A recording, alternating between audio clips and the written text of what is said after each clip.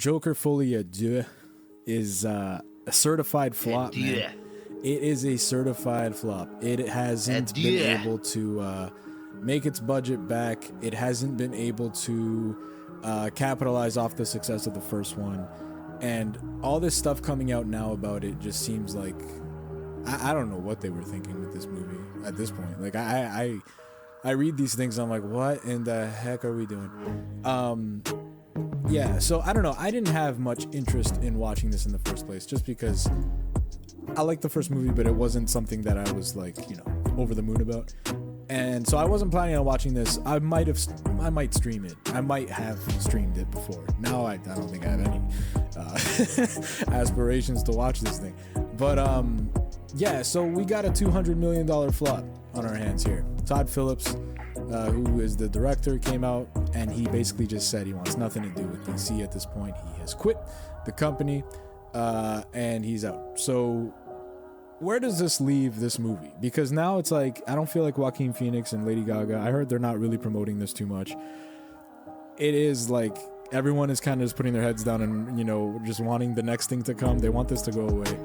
I find it so funny. Did you honestly, even though we heard it was a musical, even though we heard that this was a sequel that wasn't supposed to happen, did you ever have any kind of thought that it would flop this bad?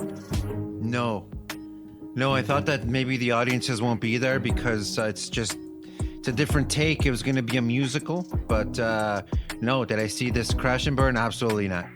Right. Yeah, so a lot of this is, so Todd Phillips chose to ignore any input from DC Studios. I think that's the first thing I read. I was like, oh, okay. He only chose to listen to the other side of it, which is Warner Brothers. So even in apparently the opening credits of this movie, there is no DC Studios logo, right? Like that is such a snub by him.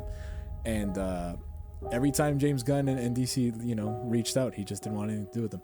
I heard another thing where apparently, this is a rumor at this point, so I'd take this with a grain of salt, but apparently this movie, this musical idea came to Joaquin Phoenix in a dream. I don't know. Like, possible. Does Hollywood bank on dreams like that? I don't know, sure, man. Like if I'm the CEO and Joaquin Phoenix comes up to me and is like, I had this dream, blah, blah, blah. I think I would be in the position to shut it down if I don't think it's suitable, right? And the fact that they went through with it anyway, if this is the case, that's just crazy to me, And this was a very high budget. This was a very, I think, highly anticipated movie, especially once you hear things like Lady Gaga's in it as Harley Quinn. That just seems like a good match in your head.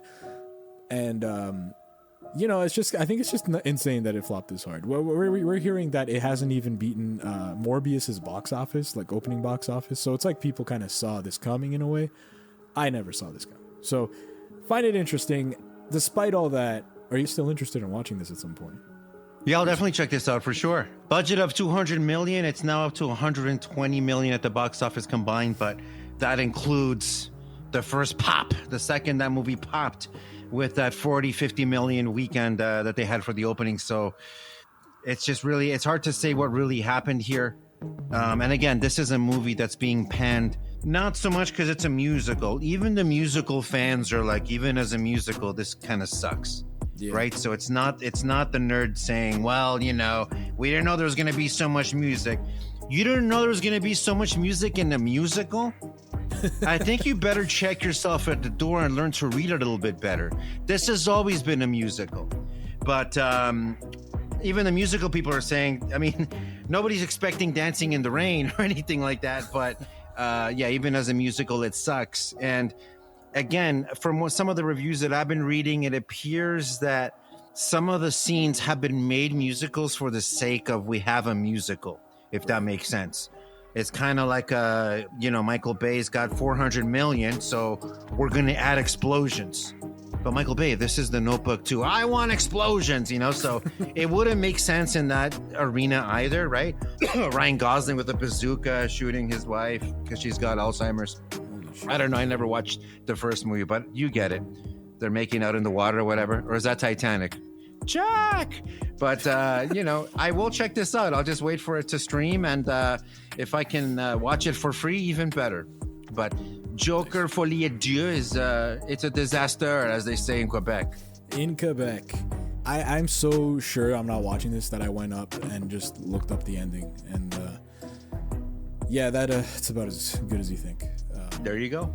Like, it's interesting. Like, it is an interesting ending. And it's kind of something I think you would even think makes sense and would expect. But it's also like, what a waste of my time the whole movie would have been then if that's what the case is. I don't know. I didn't watch it. I can't speak too much of it. Just going off the ending, though, I don't know. I don't like it.